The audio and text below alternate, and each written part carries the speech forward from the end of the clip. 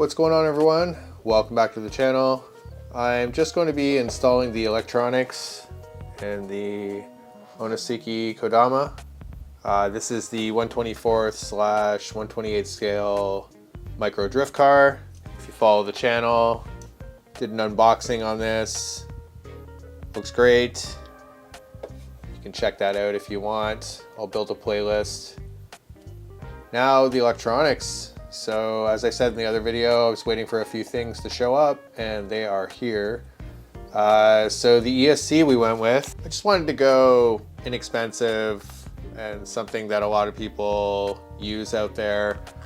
It's not super refined. I'm sure the throttle response is good enough, but it's one of these rocket.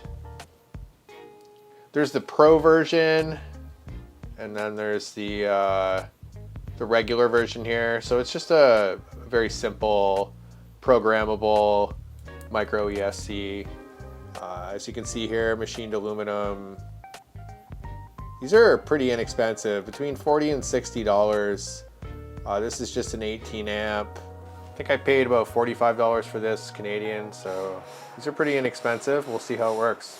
I'll at least be able to set it up and run it. I'm curious to how these run, you know, and how smooth they are for such an inexpensive ESC. It's worth a try. So, and then I went with the Rockets RC motor. So as you can see here, it says 1525/1410.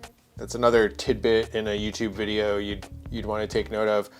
When you're buying these motors, you'll see the two different sizes, and then when you see it, when you buy it, you're like, oh, it's the same thing. So yeah. These are pretty inexpensive as well. You can get, how tiny that thing is. This is the 5500 kilovolt. You can get these anywhere from $30 to, $90, depending on the quality. But I've used Rocket stuff in my 1/10 scale, and the quality is really nice. It's all very nice machining on it. Got a nice small soldering iron to hook this up, so awesome. And then the servo. So this is one of those AFRC. You'll see these if you go on AliExpress or any of the micro drift websites. You will see a lot of AFRC servos. I chose the one that's got this little cutaway. I wasn't sure what will fit in this, but I'm sure this will work just fine. We'll have to see.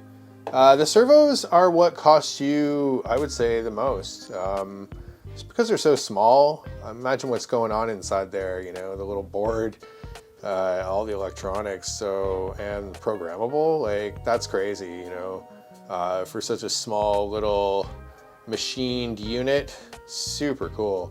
So yeah, we'll get that in there. Matches up nice. Also have to show you the radio. I just picked up one of these inexpensive Dumbo RC DDF350s. I think it's a 10 model memory, I believe, and quite inexpensive. One note, make sure you get the one that does not have the plastic wheel. This one does. A little annoyed. I believe I missed that in the description. I believe I was ordering the billet aluminum one, but anyway, it feels fine. $70 with a micro receiver. The Dumbo RC micro receiver actually has a gyro built into it. It's the P4FM-G for gyro. We'll see how refined, how smooth, how good the gyro is. For $70 Canadian, so 50 bucks probably to 60 American.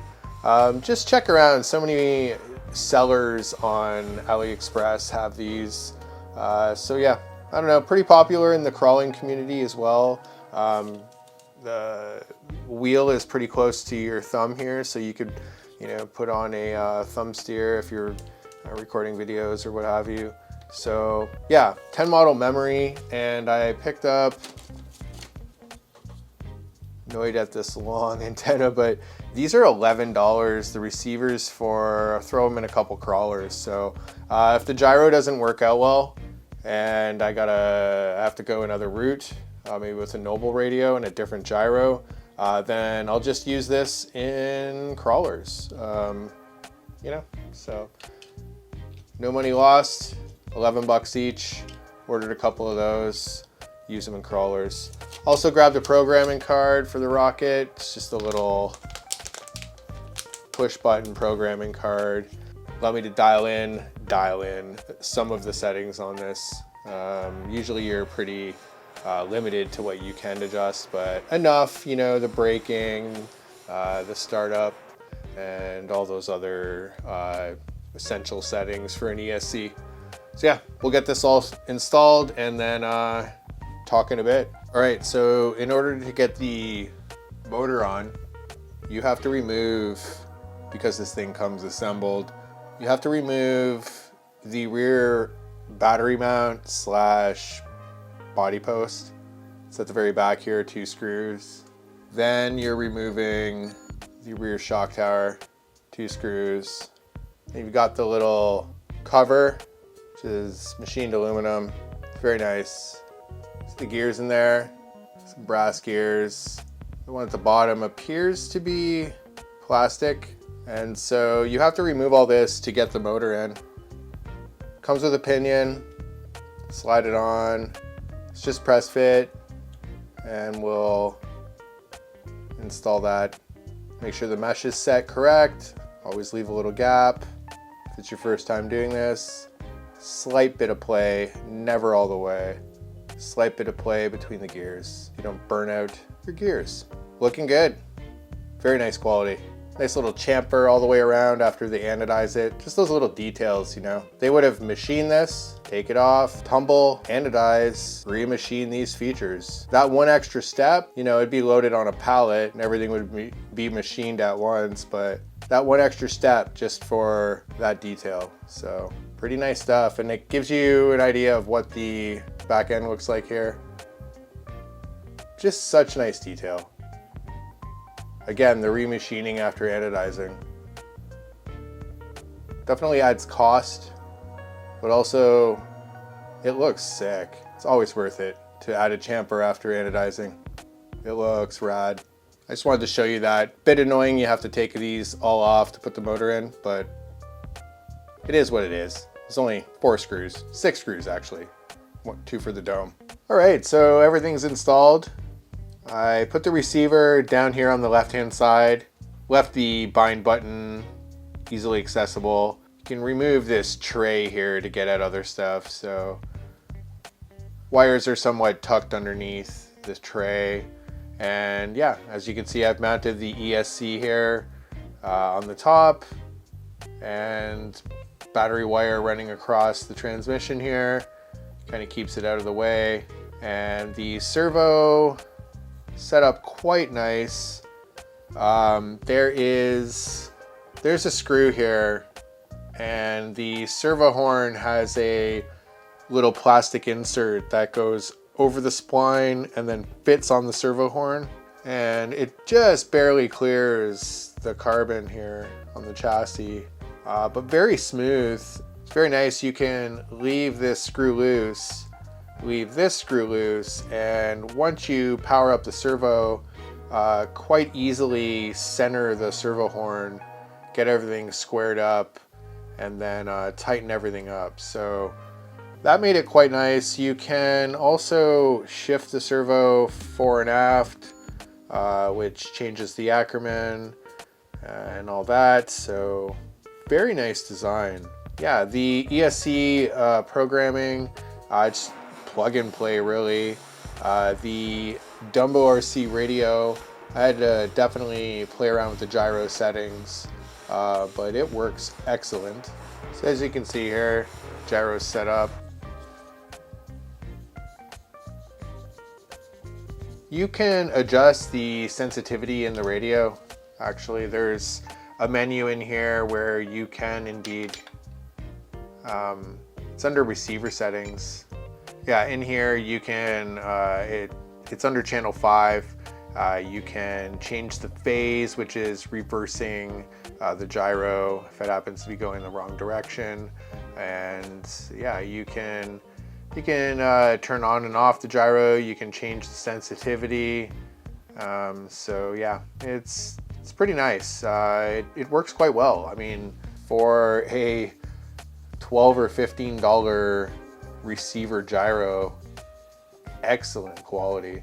And as you can see here, I'm going to show you a little video of just testing it out. If you turn it up too much, definitely get the twitch, but it is excellent. It's quite smooth for what it is and the low cost, so highly recommend it. The only thing that was quite annoying was channel 1 and 2 labeling on this is reversed. That was quite confusing. I had to just kind of play around with it, and yeah, I'm not sure why, but channel 1 is channel 2 and channel 2 is channel 1.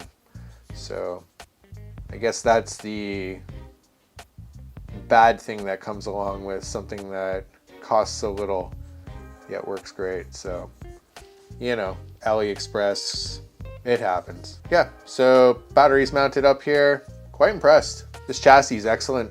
It's so far so good. Definitely would like some, I'm gonna put some lube in the shocks. I have some stuff from Racing Mini Z's, some thicker Kyosho diff lube that I can throw in the shocks to kind of slow them up a bit. But yeah, so far so good. I'm yet to program the ESC with the programming card. I'm sure it won't make too much of a difference, but I'm gonna try to lessen the startup power of the ESC and, you know, try to smoothen out the initial throttle response as much as I can. That's the Onisiki Kodama. We'll get the body on at some point. I'm gonna play around with wheelbase and width. I'm undecided if I want to use the body that came with the kit or I may install this Skyline body. I ordered it a while back, so yeah, we'll see. Well, that's it for today. Thanks for stopping by, everyone. Please like, comment, subscribe, and let me know what you think. Tell me what small scale drift cars you have. This is the first one for me, and so far I am loving it. So yeah, all right, everyone. See you in the next video. Thanks for stopping by.